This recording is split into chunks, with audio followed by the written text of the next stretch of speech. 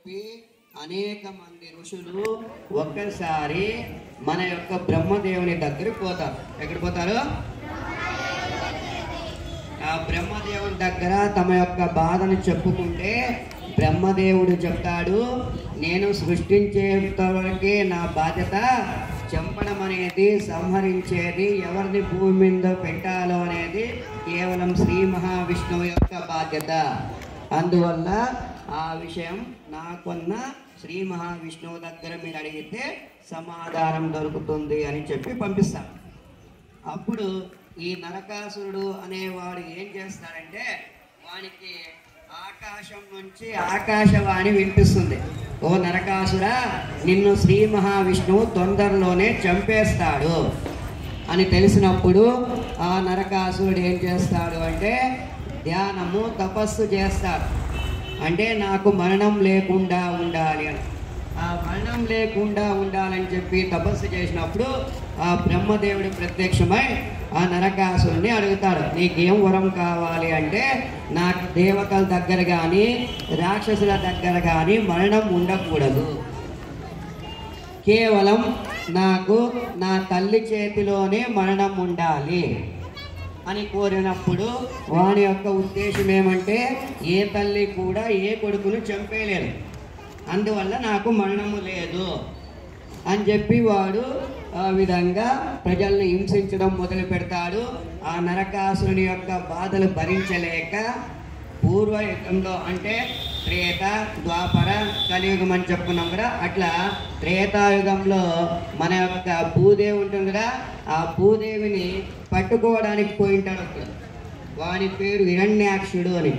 ఆ హిరణ్యాక్షుడు అనేవాడు ఆ భూదేవిని పట్టుకొని ఏం చేస్తాడంటే సముద్రం లోపల దాచిపెట్టింటాడు. ఈ సముద్రం లోపల దాచిపెట్టినప్పుడు ఆ భూదేవిని రక్షించడానికి మన యొక్క శ్రీ మహావిష్ణువు వరాహ అవతారంలో వస్తాడు. వరాహ అవతారం అంటే పంది రూపంలో ముఖం ఉంటుంది, శరీరం మాత్రం మనిషి రూపంలో ఉంటుంది. ఇట్లాంటి వరాహ రూపంలో ఉండే శ్రీ మహావిష్ణువు సముద్రం లోపలికి పోయి భూదేవిని బయటికి తీసుకొస్తాడు. ఎన్ని సంవత్సరాలు ఆ యొక్క హిరణ్యాక్షుని దగ్గర కొట్లాడతారంటే 100 సంవత్సరాలు కొట్లాడతాడు. ఈ 100 సంవత్సరాలు హిరణ్యాక్షుని దగ్గర కొట్లాడి భూదేవిని రక్షిస్తాడు. తరువాత ఆ యుగంలో నుంచి ఆ ఇద్దరికి జన్మించిన వాడే నరకుడు. ఈ నరకుడు అనేవాడు ఏం వరం కోడింటాడు, తల్లి దగ్గర నుంచే మరణించాలి అని కోరుకుంటాడు. కాబట్టి ఈ నరకాసుని చంపడానికి ద్వాపరయుగంలో ఆ శ్రీ మహావిష్ణువే శ్రీకృష్ణుడిగా అవతారం ఎత్తాడు.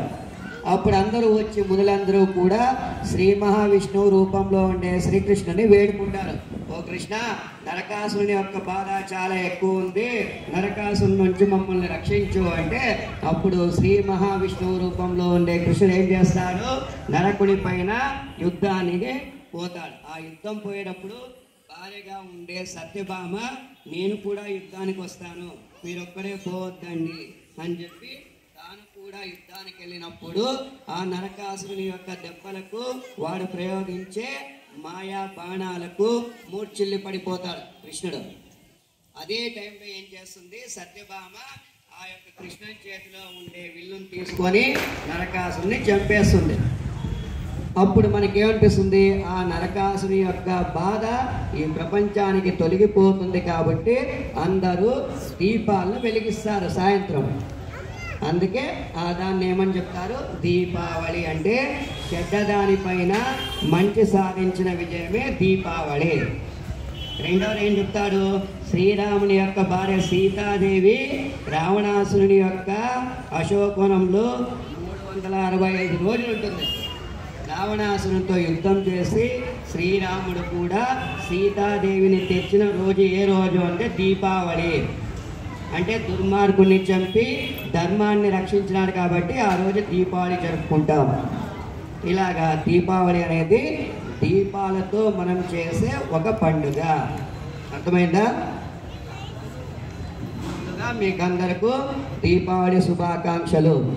మీకు కూడా దీపావళి శుభాకాంక్షలు సార్. Thank you. అరే నువ్వు రేపు దీపావళి పండుగ కదా, నువ్వు డమాకులు తెచ్చుకుంటావా? అవురా ఆరా, మా నాన్న నా కోసం 4,000 రూపాయల పటాసులు తెచ్చారు, అవన్నీ పేల్చాలి. మీ నాన్న నీకు ఎన్ని పటాసులు తెస్తాడు? మా నాన్న నాకు మా తమ్ముడికి కలిసి 10,000 రూపాయలు పటాకులు తెస్తాడు. అయితే మనమందరం కలిసి దీపావళి పండుగను ఎంజాయ్ చేద్దాం. సరే సరే, రేపైతే నేను మీ ఇంటికి వస్తాను. సరే.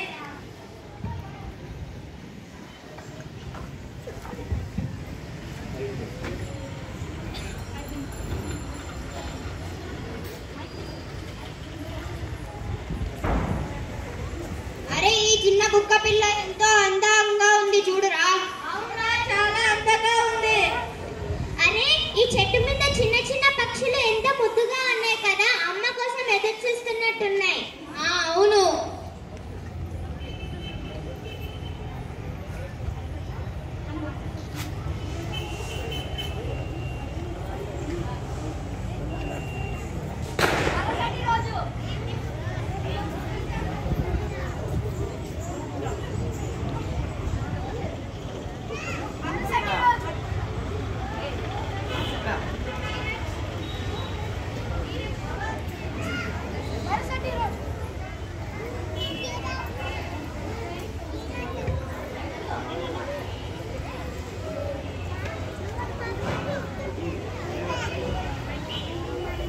అరే, మనం మొన్న చూసిన కుక్క పిల్ల ఎంతో అందంగా ఉండేది, ఇప్పుడు చూడరా దాని పరిస్థితి ఎలా అయిపోయిందో. అవునరా, చాలా పాపం, ఏమైందో ఏమో. అరే, చిన్న చిన్న పక్షులు నిన్న చూసాము కదా, ఎంత అందంగా ఉన్నాయో, పాపం ఈరోజు చనిపోయాయి. అవును, పాపం.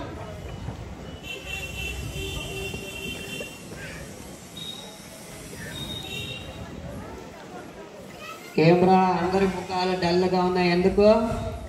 నిన్న మేము స్కూల్ నుంచి వెళ్ళేటప్పుడు ఒక చిన్న కుక్క పిల్ల చాలా అందంగా ఉండేది సార్. మరుసటి రోజు పొద్దున్నే వచ్చేటప్పటికి చాలా గాయాలతో పడి ఉంది సార్. ఏమ్మా, మీరు అట్లా ఉన్న డల్గా ఎందుకు? సార్, నిన్న ఇంటికి వెళ్ళేటప్పుడు చిన్న చిన్న పక్షులు అందంగా ఉండేవి సార్. మరుసటి రోజు స్కూల్కి వచ్చేటప్పుడు చిన్న చిన్న పక్షులన్నీ పాపం సార్ చనిపోయాయి. అవి ఎందుకు సార్ అలా అయ్యాయి? కూర్చోండి, చెప్తా.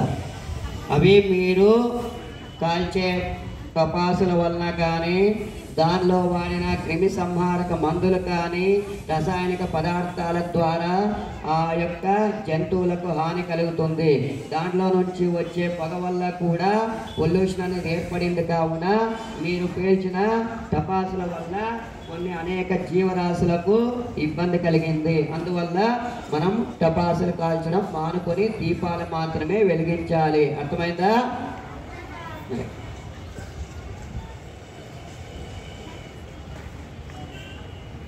అరే కిరణ్, నీ కన్నుకు ఏమైందిరా?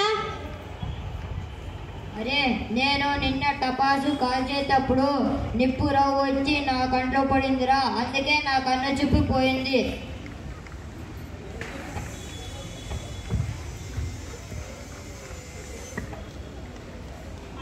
అరే, నీ చేతికి ఏమైంది? నేను పటాసులు కాల్చేటప్పుడు పటాసు నా చెయ్యికి తగిలి గాయమైంది.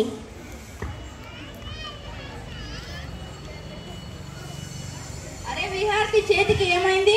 అరే, నేను నిన్న టపాసులు కాల్చేటప్పుడు పరిగెత్తి కింద పడ్డారా, అందుకే నా చెయ్యి విరిగిపోయింది.